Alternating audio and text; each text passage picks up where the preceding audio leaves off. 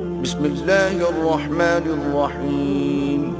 شروع اللہ کے نام سے جو بڑا مہربان نہایت رحم والا ہے۔ اور جو کچھ آسمانوں میں اور جو کچھ زمین میں ہے سب اللہ ہی کا ہے۔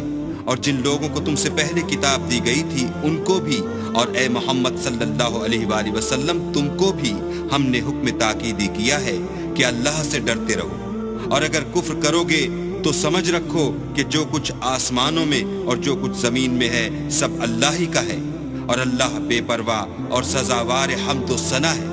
اور پھر سن رکھو کہ جو کچھ آسمانوں میں اور جو کچھ زمین میں ہے سب اللہ ہی کا ہے، اور اللہ ہی کارساز کافی ہے۔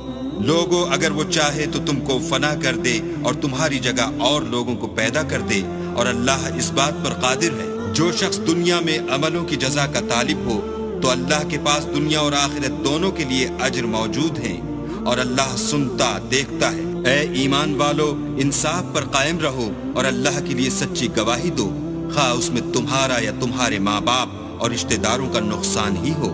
اگر کوئی امیر ہے یا فقیر تو اللہ ان کا خیر خواہ ہے، تو تم خواہش نفس کے پیچھے چل کر عدل کو نہ چھوڑ دینا۔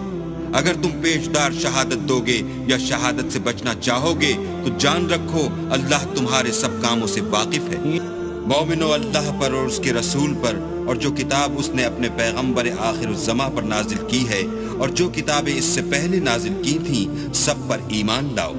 اور جو شخص اللہ اور اس کے فرشتوں اور اس کی کتابوں اور اس کے پیغمبروں اور روز قیامت سے انکار کرے وہ رستے سے بھٹک کر دور جا پڑا۔ جو لوگ ایمان لائے پھر کافر ہو گئے، پھر ایمان لائے پھر کافر ہو گئے، پھر کفر میں بڑھتے گئے، ان کو اللہ نہ تو بخشے گا اور نہ سیدھا رستہ دکھائے گا۔